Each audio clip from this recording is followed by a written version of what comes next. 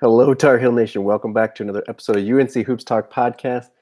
A little bit of a downer this morning as I record the podcast.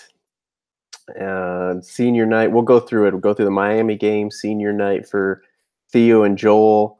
We'll look ahead to the Duke game. Look ahead towards some possible seedings or possibilities as far as where we'll be seated for the ACC tournament coming up next week. Get into all that good stuff, all the news and stuff for the Tar Heels. But first, of course, I want to welcome you in. Thank you for listening, supporting the podcast, and uniting Tar Heel Nation. I did want to put a little bit of plug because, as I've mentioned on past podcasts, the numbers, you guys have just been so awesome sharing the podcast. For new people out there, if you do enjoy the podcast, if you would like to or could support the podcast to just make it better, hopefully build up a better website and all that good stuff. You can go to patreon.com/UNC Hoops Talk. It's Patreon, patreon.com/UNC Hoops Talk. Become a patron. Working on getting better rewards there for patrons and stuff. But as we build up that community over there, that will definitely happen. It's something definitely on my to-do list and my short list of things to get done, and also, kind of maybe show some behind the scenes and just have a different and special community there with some Tar Heel Nation. It is monetary, of course, but it's whatever you can give, $1 a month, $1 a week, is everything is welcome, of course, and appreciated greatly. So. I feel like I had to plug that as new people have come. I don't try not to do that. It's not why I do this podcast. I'm not even trying to make money off of it. I'm just trying to get all the hosting and all that paid for, and so that I can concentrate on the content and spend more time talking with you guys about college basketball and Tar Heel basketball. So that's there. It's there. Now we can get into what we're really here for. First senior night, very emotional night for the Tar Heels, of course. Honored before the game with their framed jerseys and hugging their parents, having them there, having their families there. And then the game, we'll get into a little bit, but obviously the game went on. Emotional for Joel and Theo. The seniors all start, which I don't know of any other college. I don't know. I don't watch a lot of senior nights, I guess, but or at least specifically for senior night. And I know they don't show necessarily everything that happens, but I don't know of any other college that still starts all the seniors like we do. Even, obviously we have walk-ons and they're starting. And a lot of times our senior night, or I should say every other year, half the time, our senior night is against Duke. So for Roy to stick with that and to start walk-ons against Duke, which, sometimes can determine who wins the regular season, who gets the, what seed in the ACC tournament, who gets what seed in the NCAA tournament. With all that on the line, Roy sticks to it and starts all our seniors, or, what he can. If we have more than 5, obviously they all can't start, but it's there. And I think that's very special. A little bit more of what makes North Carolina for sure. And then, of course, the speeches by the scholarship players afterwards, very emotional speeches by Theo and Joel. And if you haven't, go to YouTube, search, Joel Berry's senior speech, Theo Pinson's senior speech, even Roy Williams' 2018 senior speech, what he was talking about after the game. Very, very good speeches, very emotional speeches. Again, part of what makes North Carolina. There's so much that makes North Carolina what it is and why it's so special. But that is, I don't know if I want to say a big part, or it's at least a part of it. So definitely check those out if you haven't already. Definitely worth the time to listen to and all that. So that happened. So going back to the game here in Miami, we started off, I don't know if I want to say great, but we started off pretty good. Playing all right. I think they scored a little bit too easily. We gave them some open looks and stuff like that, but we got out to our biggest lead early in the first half. Let's see if it says what time. 13-38 in the first half. We're up 8. It was 18-10. And then they went on like an 18-3 run. And all of a sudden it was 28-3. There was a 10-0 run included in there. And we were not playing good defense. We were, like I said, giving them open looks. and we were turning the ball over. We only ended up with 13. When I look back at the game right afterwards, I said our bad defense and our turnovers early hurt us, and then free throws late are what kind of gave them this game. We only ended up with 13 turnovers, which for the pace, it was a 91-88 game, so a lot of points, a lot of up and down.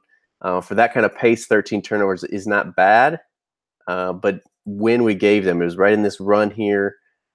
It was kind of mixed with our bad defense to, I guess, make it look worse. But yeah, that really hurt us. That stretch in there, of course.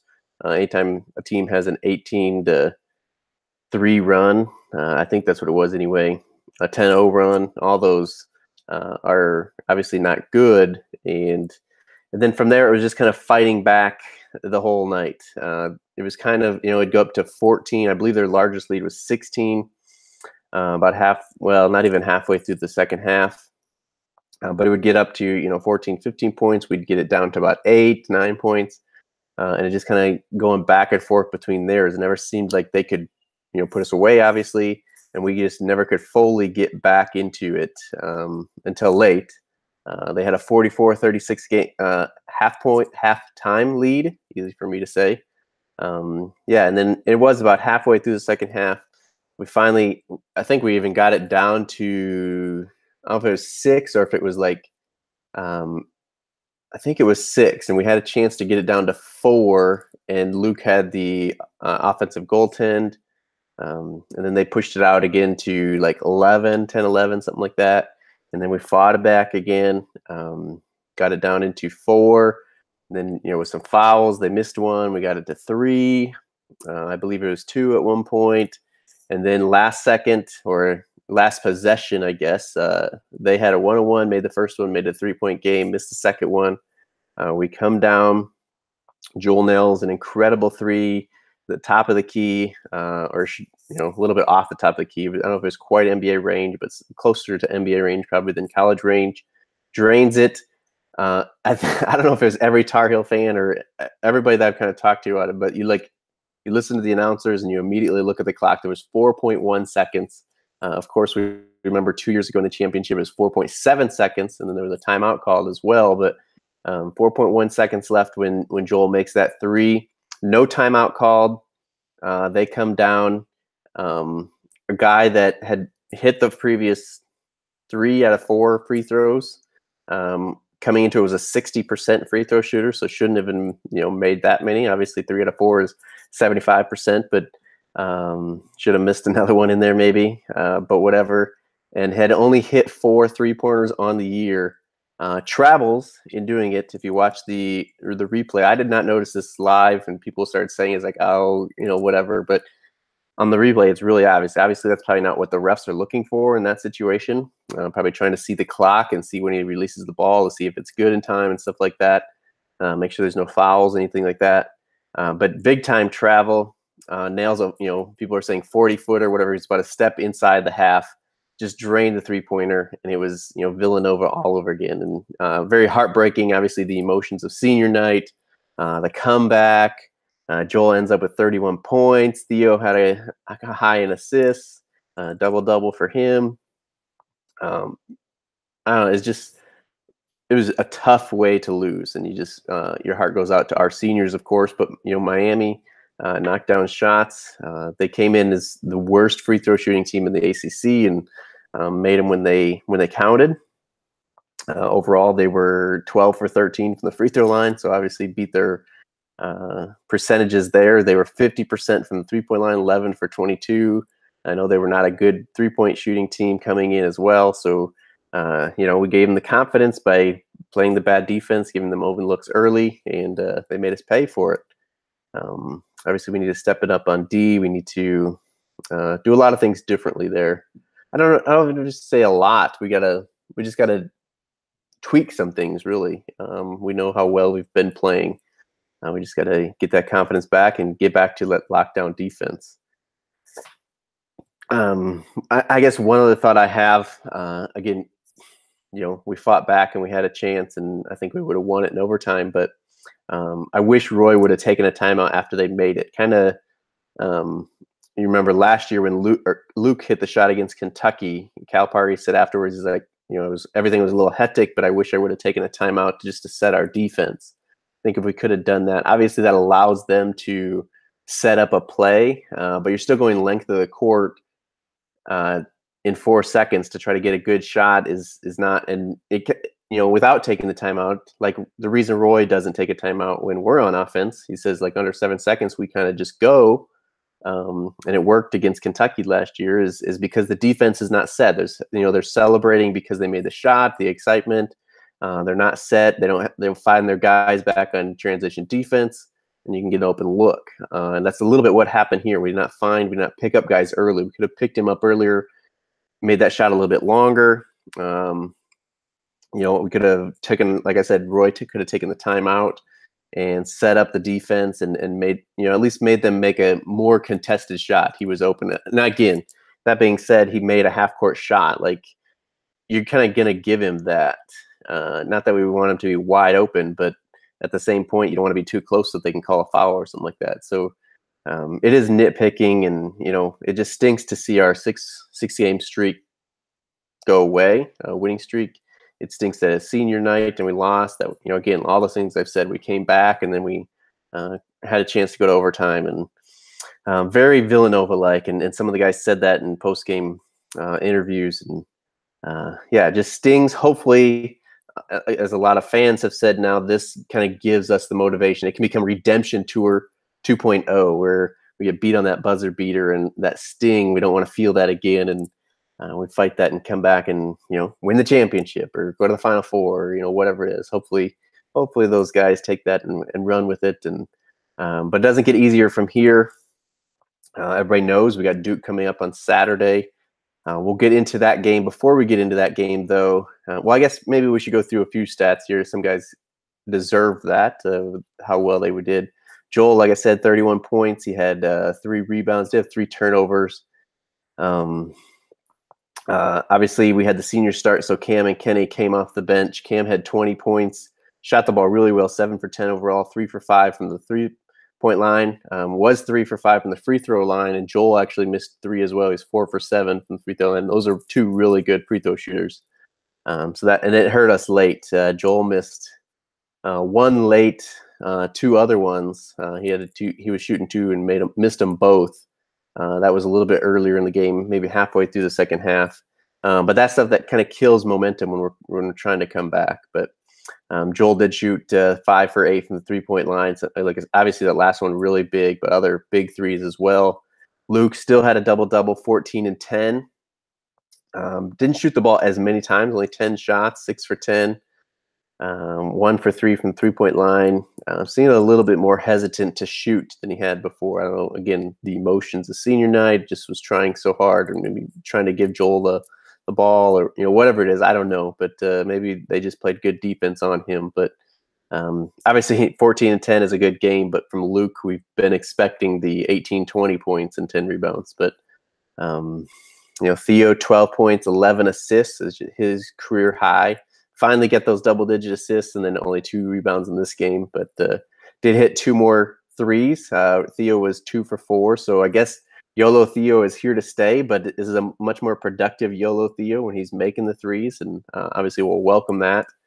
Not a lot from Sterling Manley in this game. Only 4 minutes for him, a point, and that's it. 1 point is all he gave us in a foul, I guess.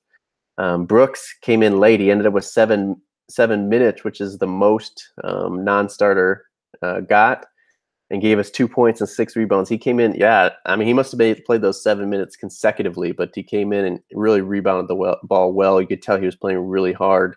Not much from Playtech. He clanged to 3 pretty badly. A couple of bad defensive possessions in a row. Brandon Robinson came in with 3 for 3 minutes. Seventh Woods came in for 4 minutes, but was not playing well. I think I saw somewhere in those 4 minutes he was -10 in the plus minus, and really only, I believe it was Joel and Luke were the only positive ones. Joel was +7, I want to say, and Luke was +5. If I remember correctly, I don't have those numbers in front of me. Which obviously, when you lose a game, a lot of guys are going to be minus, but it just tells how much Joel needs to be out on the floor, how valuable Luke is as well, and inexperienced our big guys are. So, yeah, like I said, just a tough loss. We shot the ball actually really well, 54% for the game, 48% from three. I mean, we were 13 for 27 from three in the game.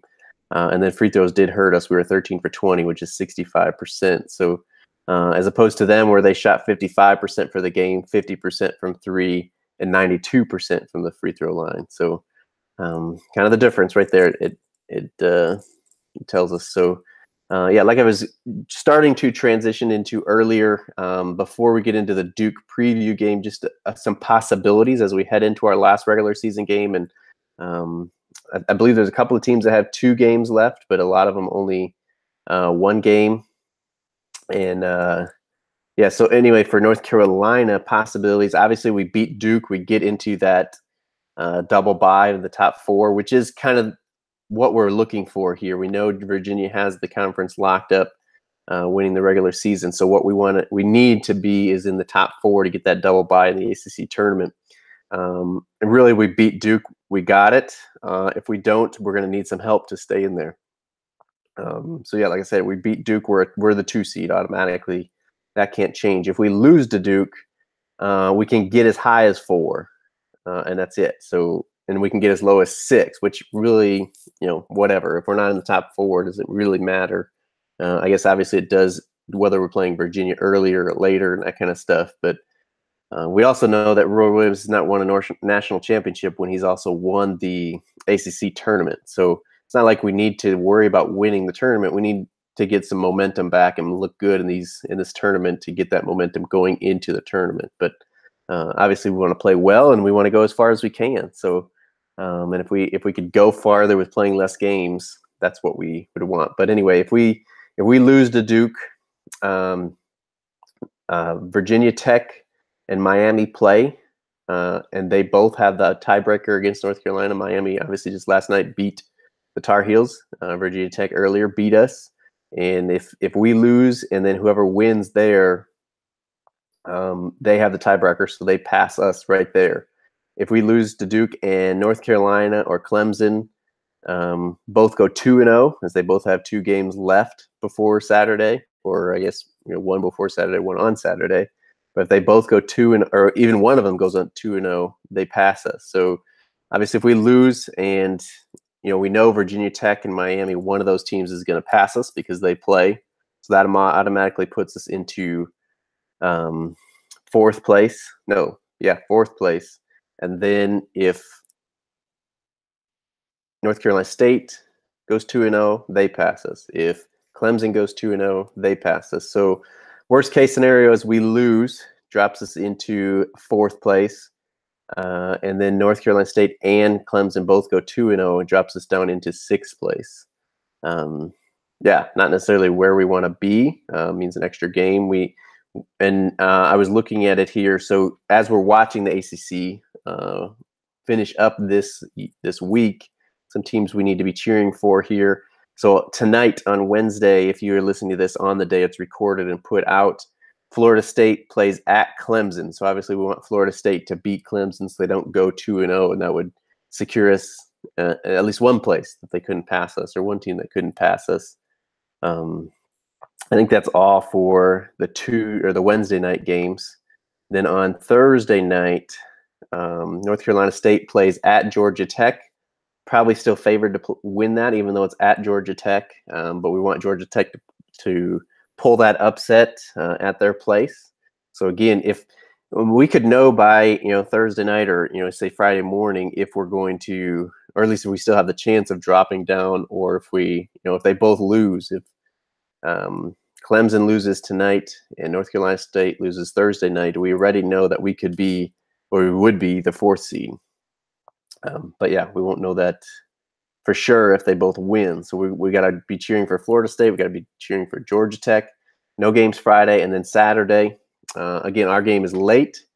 We'll get into that. But then the Virginia Tech Miami one, whichever team wins that, we said is going to pass us. That's played at noon Eastern on ESPN2. And then Clemson plays at 2 Eastern at Syracuse. So again, we got to cheer, especially if Clemson beats Florida State, then we need Syracuse to beat them so they don't pass us.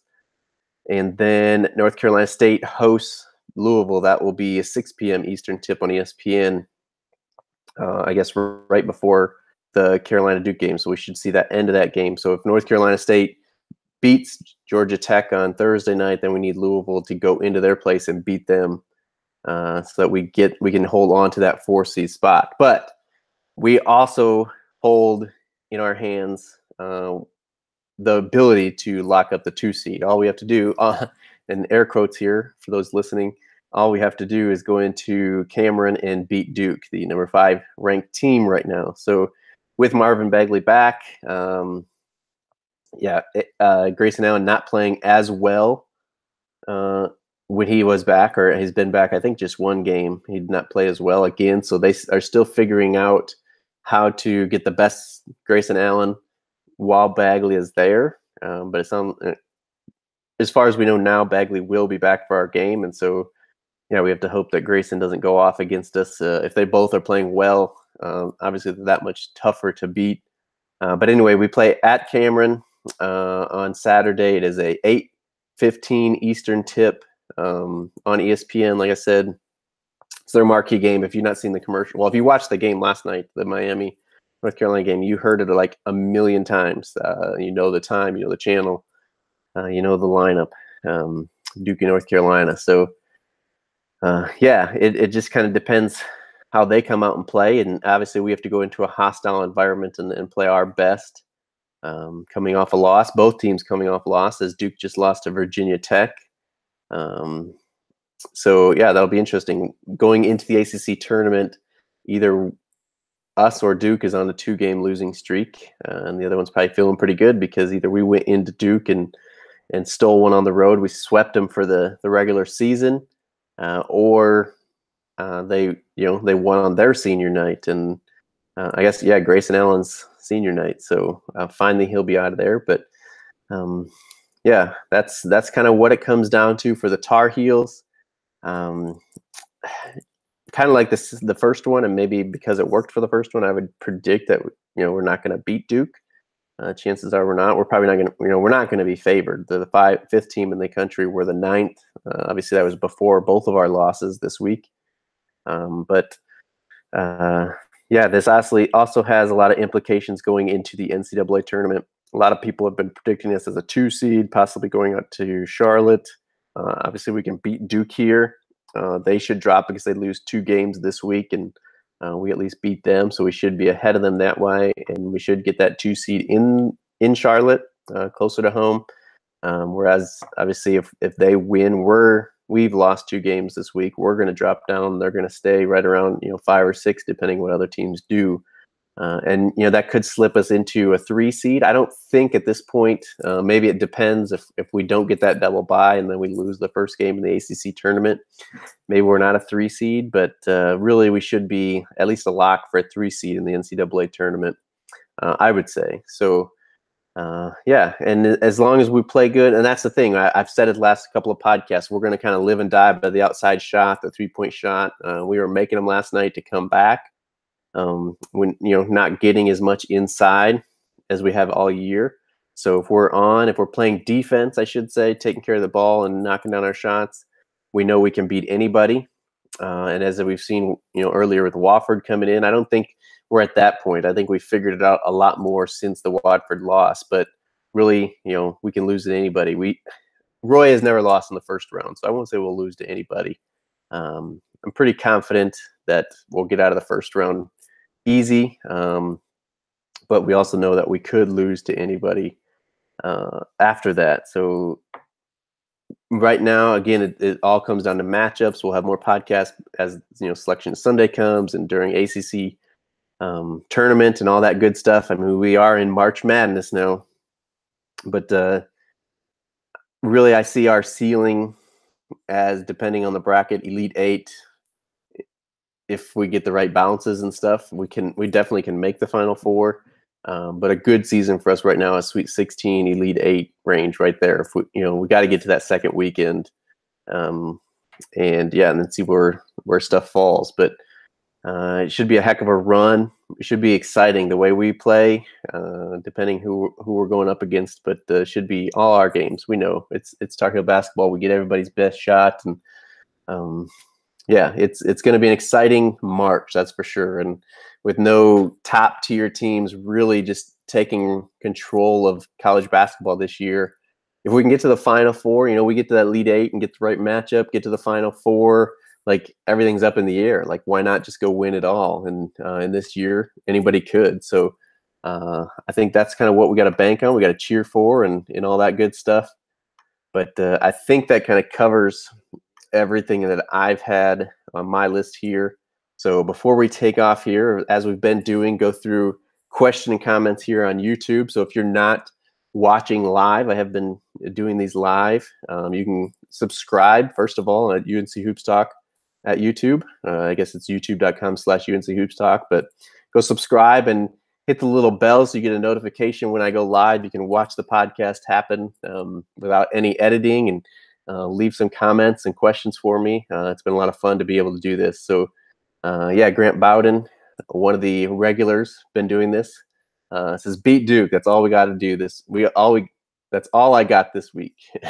So yeah, thanks Grant for that. And yeah, that's really all we need to do is go and beat Duke and not worry about who beats who and who loses, who doesn't go 2-0 and all that stuff. Just take care of our stuff. So and then Don Juan says going to miss Barry and Theo for sure. He says, love the way Roy recruits because we have players for 4 years and grow to love them.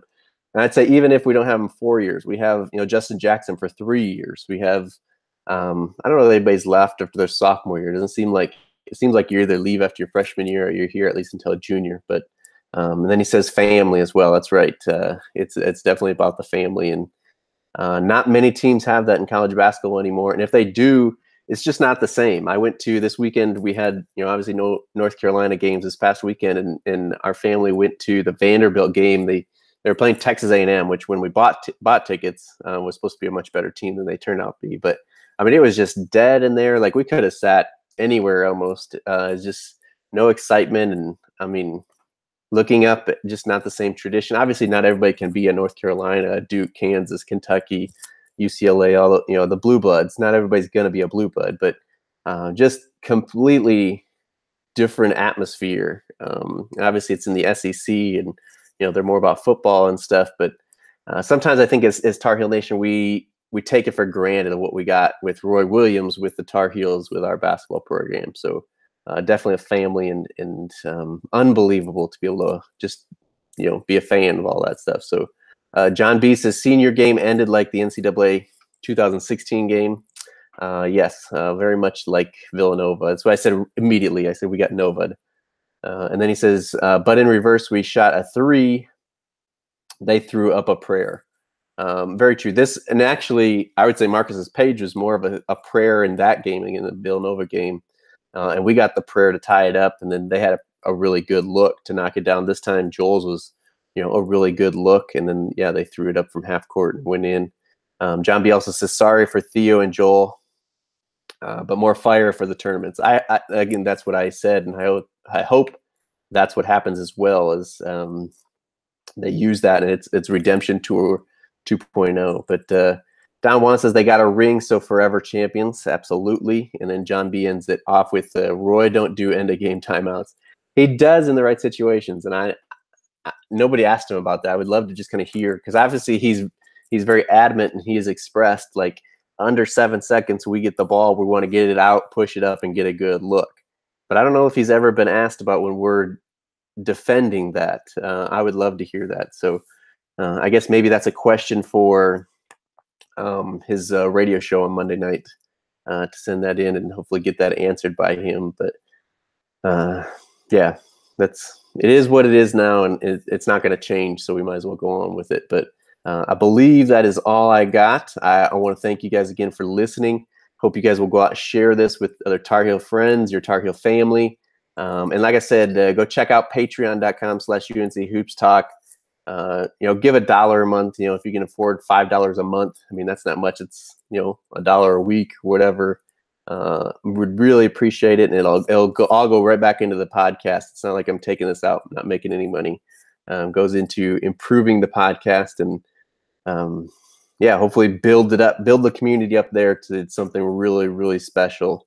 And it can be all paid back to you guys as well, because if I'm just here talking to myself, it's not going to be the same. I want to be talking to you guys. I want to be interacting and eventually giving back to you guys as well. So like I said, that's all I got. I don't want to make this too long here. Thanks for joining the journey to unite Tar Heel Nation. Until next time, go Heels.